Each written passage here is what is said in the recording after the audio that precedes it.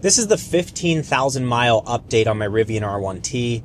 I'm going to cover everything that has gone wrong with it, everything that I like, don't like, battery health, insurance costs. I'll bring my wife in at some point, get her opinion on this thing, and we will talk about tire wear. Now, right off the bat, something that I don't like about the vehicle, it has what is called Driver Plus. So that is their like autopilot self-driving system that works only on mapped highways. So I'm going to double click it.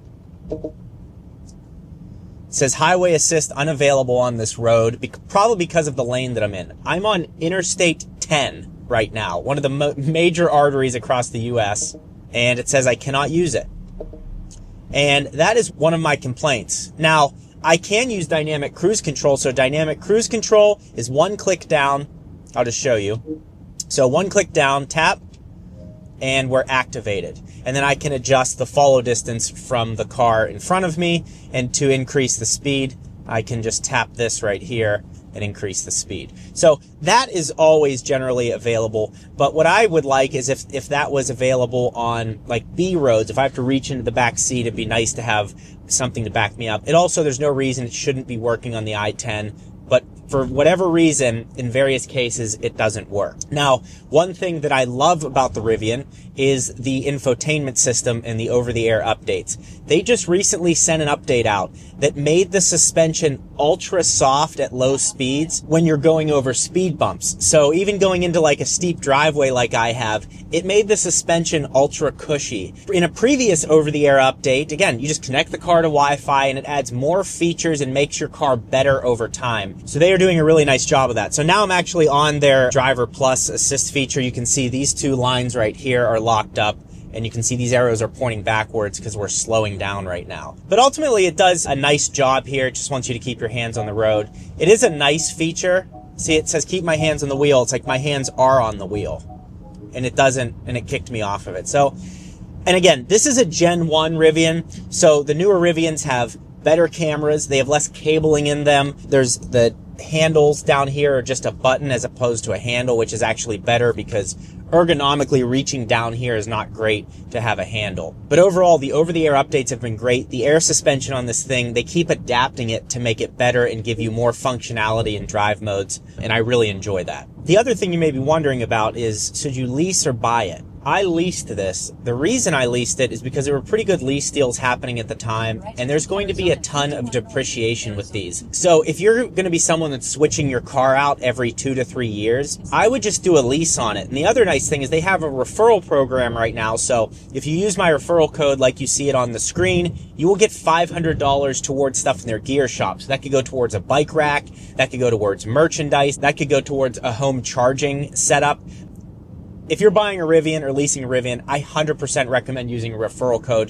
There's no reason you shouldn't be doing that just because it's free money to use either toward your car or towards some accessories. Just a nice thing that they do that. So I leased this. This costs $1,003 a month. The other thing you're going to be wondering about is insurance. So I have full coverage insurance. My deductible is $1,000. My insurance costs $122 a month. This is an MSRP of $90,000, a $90,000 truck, which is ridiculous, but it also gives you a lot. And so that's an insurance cost. So I actually think for this, because of the depreciation, leasing isn't that bad of a deal. It's always under warranty. And if the car depreciates a ton, you know up front what your fixed cost will be. So I think that that is a really nice feature. All right, sorry for the interruption here. Sorry I don't have any clothes on. I'm currently editing, and as I was editing, some information came out on Rivian. So right now for May, they are covering your down payment. So they're giving you $6,500 toward your down payment. On top of that, you get a $7,500 lease credit. So that's $14,000 toward your lease. In addition, you can use my referral code and get another $500 either toward the car, or you can use it in their gear shop for like a bike rack or charger at your home or something like that. So I just wanted to at least put that in there because that's for May only. So if you're thinking of leasing this, they do have some really good incentives. And then I think they have some trade incentives too. But anyways, I'm going to go back inside now. This is embarrassing. You can also see here it has this blind spot monitor, so I'll turn my turn signal on, and then it shows you what's in your blind spot. And again, my truck did not come with that feature. It was a software update for them using the cameras effectively placed around the vehicle. So again, since I've gotten this, it's gotten significantly better, and I've really enjoyed the over-the-air updates. Now, as far as leasing it, you may be wondering, okay, which one do I go with? Do I get the quad motor, the tri-motor? Which one do I want? This will help you. If you're driving, think about how you're using the truck. If you're driving this around town and things like that, just get the smallest battery pack. It's also an LFP battery pack, and all that means is you can charge the car up to 100% without having to worry about it. The pack on this is a large pack, and you shouldn't charge it up to 100% every day. They recommend charging it to like 80%, and then for road trips, you can charge it to 100. The 0 to 60 time on the standard model is 4.5 seconds. This has the performance pack on it. I don't think it's worth getting the performance pack.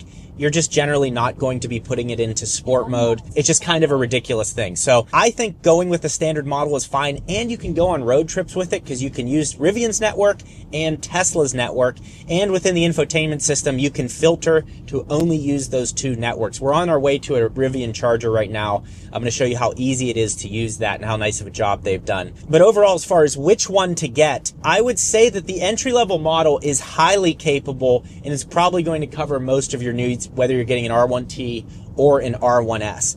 You're going to get 258 miles if you go with the all-terrain pack tires, and then you're going to get 270 miles if you go with the street tires on the R1T or R1S for the standard range model, and I think that's more than enough for most people. All right, just rolled up to a Rivian charger. I'm going to show you how easy this is to use. So we're going to get out of the vehicle,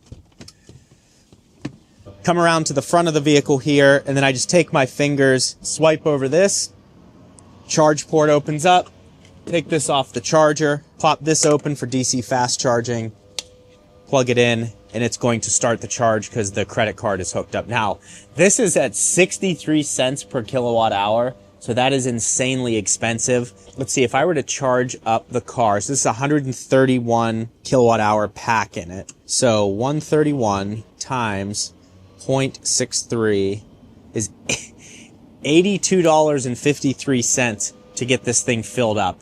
Now that's public charging. If I were to fill it up at home, 131 times 0.14 is $18.34 if you're charging to 100%. So charging at home, these things are very cheap, very efficient. You're easily getting over 300 miles of range in this specific model. So that's very cheap. But public charging, it's almost the same. It's just a little bit less than having like a Ford F-150 hybrid or something like that. Now I have the car in high mode right now, so I've put the air suspension lifted up, and then it goes even one step higher in off-road mode. So again, it'll do this up to 48 miles per hour, and then it'll lower itself automatically. And then with the automatic air suspension on like a highway or something like that, it'll go into low mode so the car runs more efficiently and there's not as much air hitting the surface area of the tire. So little pieces like that are excellent. Another thing that I love is the gear tunnel, aka the adventure hole. It's what we call it at the Gjeebs organization. So if you play golf, your golf clubs will fit perfectly in there. This is like the ultimate car for someone that plays golf and wants to have a truck, because you can fit 2 sets of golf clubs in here easily. So I love that feature of it. Onto the rear of the car, as far as space goes, this is what it's like sitting in the back. Again, me, 6 feet tall, you have plenty of space. That's, you know, it's crazy. And then you have a screen back here.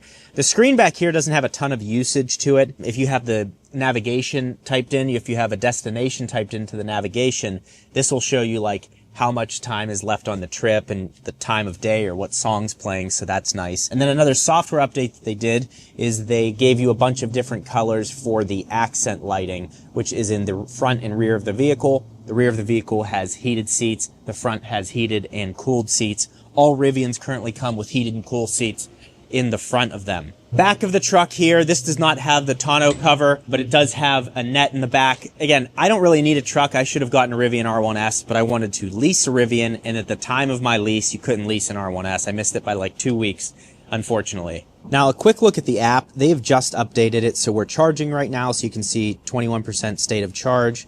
And then you go down here, it shows the climate of the vehicle, and if you click on climate, you can precondition your car. So you can click this button and it'll start to cool it down. You can turn on your cooled seats, or maybe you want to turn on your heated seats or your heated steering wheel, and it gives you the options for all of those. So the app is really nicely done. It has had nice updates. You can also see you can schedule here a time to have your cabin ready. So maybe you're at a baseball game, you know you're going to be there for 2 hours, set the timer for 2 hours. When you come out of the game, it'll be set and ready to go. So I really like that. And then you can also see here, we have the location we're currently at, and then we have our energy limit. And you can see that we're charging at 198 kilowatts. The max charging speed's 215, and then it'll give you like a graph of how the charge is going. So the app overall is really clean. It's really nicely done there, and it shows you like what version you're on, your drivers, your keys, your vehicle maintenance, all of that stuff. Shows since last rotation, it's been 914 miles. We have 15,235 miles on the vehicle, and it gives you recommendations for how to rotate them.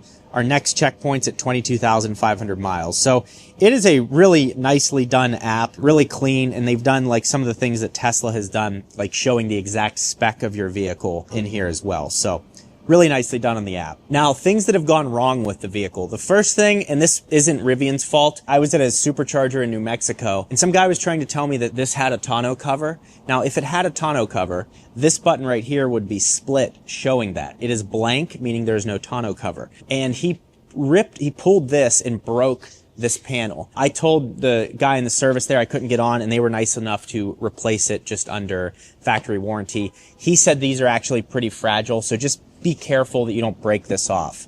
The other thing is the car came out of alignment. It's like $200 to have it realigned, so it pulls to the right pretty aggressively, but I'm just not getting it done because it's a lease and I don't care that much. Rivian also came and did a 12-volt battery replacement at no cost to me. It was complimentary, so they replaced the 12-volt. And the other thing that's not working right now is the frunk. So there's a button down here you press, and it releases the frunk.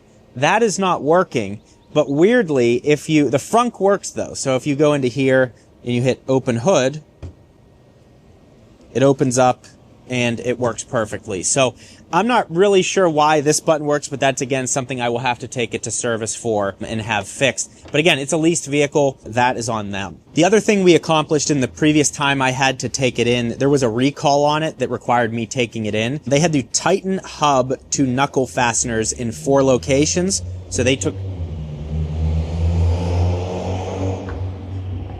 Evo MR. Kind of dope.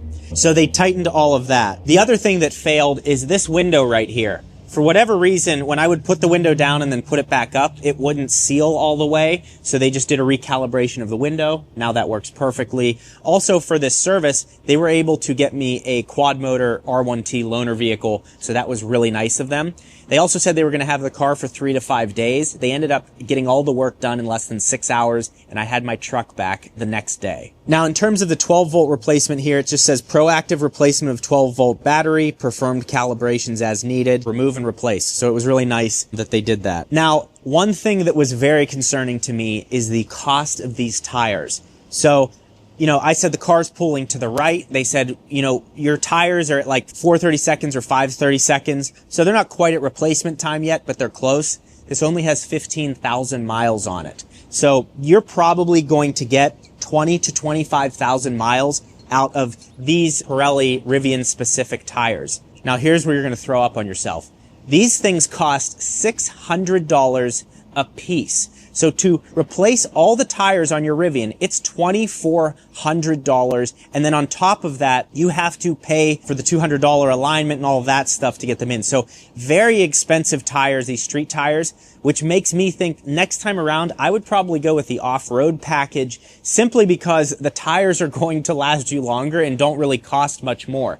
Now, there's $600 from Rivian. If you go on Tire Rack, you can get these tires for $550, but you also don't have to get the Rivian specific tire. It's just like if you go in, now you're not going to be shocked because I've prepared you for that shock. Very expensive tires. So the money you're saving on gas, you're going to eat up in tires about every 2 years or depending on how often you drive. So those are very expensive. Now, the other thing you're going to be wondering about is battery degradation. Have we lost range on this? It's kind of impressive. So if I take this all the way up to 100%, it still says 341 miles of projected range, which is in my Tesla, after about 10,000 miles, it drops about 10% in what is shown on here. So I don't know if there's been either zero degradation on this battery pack or if they just report it differently.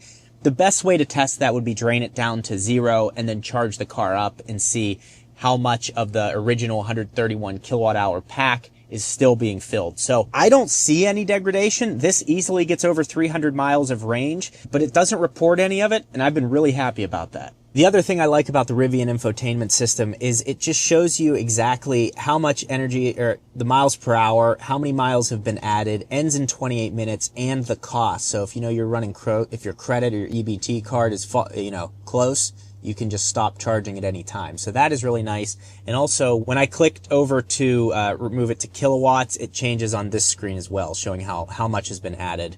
And then you can switch back and forth easily. So I think that that's a really nice feature. And then if you go to session summary, it shows it again here as well. So they've done a really nice job with the charging screen, showing you the speeds, showing you how much it costs, showing you the miles per hour if you want to see that. So I think this is all really well done. Again, the software in the Rivian is a big high point for me. Now, one thing that's weird about the Rivian is it has voice commands, but they're under Alexa here. So you have to sign into Alexa and have Jeff Bezos' girlfriend, Alexa, listen to everything you say. I just don't like that. I wish there was just native voice commands that you could use in the car. The other part of it is I don't really use voice commands that much. That's a personal thing. A lot of people do, and they say they're great. And like the Teslas, for example, I rarely use it in there. But it's just weird that you have to sign into Alexa. Like, I hate all of this stuff where sign in, sign up for Connect Plus, do all this stuff. It's like, I just bought the vehicle and I don't want to do anything else. You know, it's like you get an electric vehicle, you save money when you're charging at home, and then it's like, well, pay for this, pay for this, pay for this.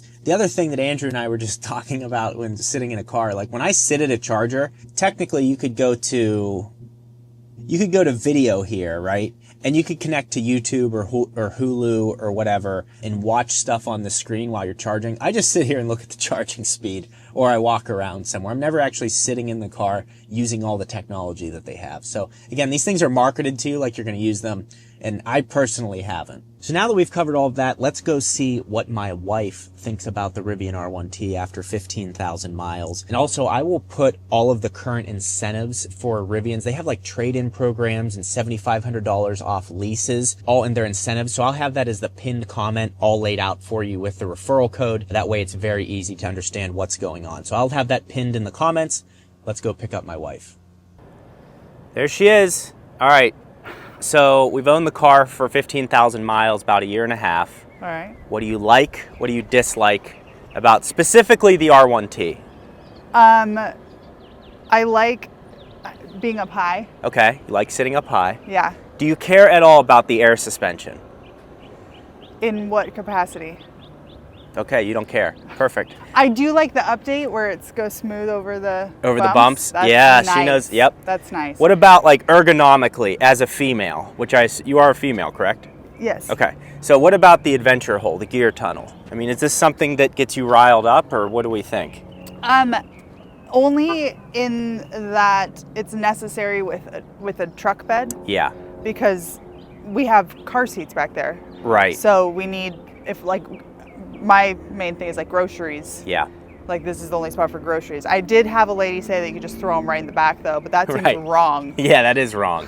Yeah, no, you load this baby up, yeah, and it's good to go. Okay, so that's useful to you. Yeah. And then overall, I guess the frunk we've definitely used when traveling. Yeah, we have used that a lot in traveling. I've never used it on my own. Right. I'm actually. I know you're not. Yeah, we lift about the same. Oh, wow, you're right. Okay, so overall, like ergonomically, obviously you would like to have the R1S, but yeah, this isn't great for like a mom car. Yeah.